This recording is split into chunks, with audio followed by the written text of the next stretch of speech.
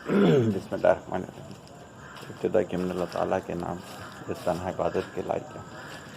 آپ اور میں اس چیز کی گواہی دیتے ہیں کہ محمد صلی اللہ علیہ وسلم اس کے آخری نبی اور رسول ہیں۔ آپ اور میں اس چیز پہ بھی کمیٹڈ ہیں کہ علم کا ماخذ قرآن مجید اور اس تک پہنچنے کا رستہ میرے نبی کی سنت۔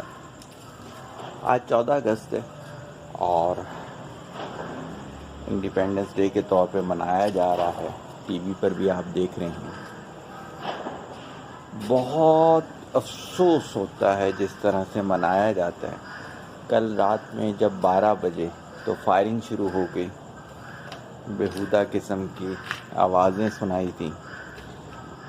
دن بھر بائکوں کے سلنسر نکال کر لڑکے چلاتے رہے، ون ویلنگ کرتے رہے، گاڑیوں پہ ڈیک لگا کر اونچی اونچی آواز میں ترانے چلاتے رہے۔ افسوس ہوتا ہے کہ ان بڑوں پہ بھی افسوس ہوتا ہے جنہوں نے ان کی تربیت کی، جنہوں نے ان کو یہ نہیں بتایا کہ پاکستان کیسے آزاد ہوا تھا۔ میرے والد صاحب 1946 میں رائل نیوی میں تھے۔ پاکستان کی جدوجہد میں ان کی محنت شامل ہے۔ بتایا کرتے تھے کہ ہمیں نماز نہیں پڑھنے دی جاتی تھی، ہمیں کام نہیں طریقے سے کرنے دیا جاتا تھا، عبادت ہو گئی، اپنے دینی فرائض ہو گئے۔ مشکلات بتاتے تھے کس کس طرح سے آئیں۔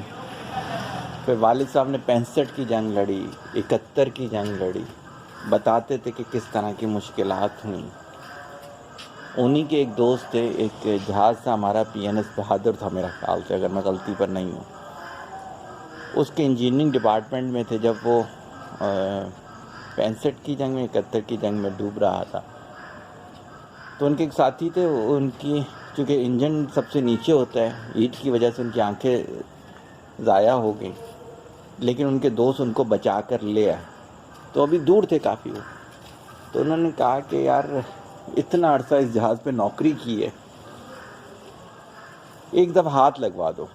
انہوں نے کہا یار جہاز نیچے ڈوب رہا ہے، سنک ہو رہا ہے، تو وہ ارد گرد سے پانی کھینچ رہا ہے، وہاں جا کر واپس آنا مشکل ہوگا۔ اللہ کے واسطے دیے انہوں نے۔ ان کا ایک دوست تھا بہت بہادر، کہتا چل میں میری کمر پہ تو ہاتھ رکھ، میں ہمت کر کے تیرے کو ہاتھ لگواتا ہوں۔ وہ وہاں گیا، ہاتھ لگوایا اور کہتا چل اب واپس چل۔ وہاں سنگل لٹک رہے ہوتے ہیں، انہوں نے اس کو پکڑ کے اوپر چڑھ گئے۔ اس نے آواز دی کیا کر رہا ہے؟ تو انہوں نے ایک یادگار جملہ بولا، کہتے کہ میں اپنے بیوی بچوں کو جا کر کیا بتاؤں گا کہ جہاز ڈوب گیا اور میں زندہ واپس آ گیا۔ کہتے یہ ہمارے ملک کی قیمتی چیزوں میں سے ایک تھا، اس کی ہمیں حفاظت کرنی تھی۔ بتانے کا مقصد یہ ہے پاکستان کیسے بنا، یہ بتاؤ ان لوگوں کو یار۔ سید قاسم محمود صاحب کا پاکستان انسائکلوپیڈیا کبھی پڑھیے گا، آپ یقین کریں شروع کے 50-60 پیج ہمت نہیں ہوتی ایک ساتھ پڑھنے کی۔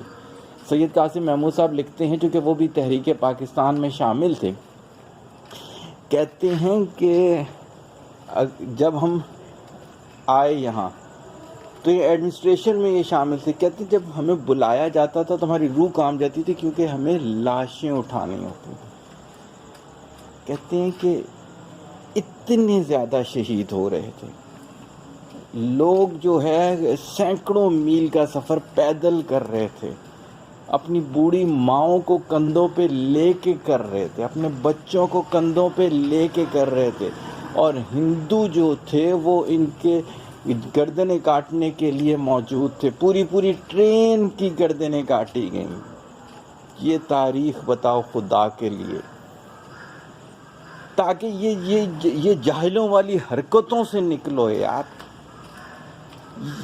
باجے بجانے سے، یہ گولیاں مارنے سے کیا ملک ترقی کرے گا؟ ساؤتھ افریقہ سے سیکھو، نیلسن منڈیلا کی جب برسی ہوتی ہے وہ 1 گھنٹہ زیادہ کام کرتے ہیں۔ تو اگر اس 14 اگست پہ اس ملک کو کچھ دینا چاہتے ہو نا، نوافل پڑھو، اگر کچھ دینا چاہتے ہو نا، کوئی ایک نئی انوینشن کر کے 14 اگست پہ اناؤنس کر دو. اگر کچھ دینا چاہتے ہو نا، اکنامیکل پالیسی کوئی یونیک ڈیزائن کر کے 14 اگست کو لانچ کر دو. یہ جاہلوں کی طریقوں سے فائرنگ کر دینا، اونچی اونچی آواز میں ترانے لگا دینا، الٹے سیدھے کپڑے پہن کے باہر ناچ گانا کرنا، ون ویلنگ کرنا، یہ تو دشمن خوش ہوتا ہے آپ کے اس سے، اس لیے کہ آپ تو دوبارہ غلامی میں چلے گئے. آپ نے کچھ علاقہ لے لیا، لیکن آپ ابھی بھی ان کی نظریاتی طور پہ ان کی غلامی کے اندر ہیں. بالکل ٹھیک کہا ان لوگوں نے. تو بہت زیادہ نہیں بولوں گا. آپ بولیں گے 14 اگست کو بھی اتنا بول دیا. آپ نے کیا کرنا ہے، گولڈن بات آج کی، اپنے بیوی بچوں کے ساتھ بیٹھ کے تاریخ پڑھنی ہے. آپ نے کیا کرنا ہے، کسی علم والے کے ساتھ بیٹھ کر تاریخ پڑھنی ہے اور دیکھنا ہے کہ پاکستان کیسے آزاد ہوا تھا. ناچ گانے سے آزاد نہیں ہوا تھا، باجے بجانے سے آزاد نہیں ہوا تھا. آزاد ہوا تھا اسٹرگل سے. فیتھ، ڈسپلن، یہ تھی چیزیں جس نے ہمیں آزاد کروایا تھا. پھر انشاءاللہ کس موقع پر ابو کی وہ ساری باتیں آپ کے ساتھ شیئر کروں. سید مسلمان ندوی، میں نے کئی ایسے لوگوں سے انعامات لیے جن کا تاریخ پاکستان میں بہت ذکر ہے.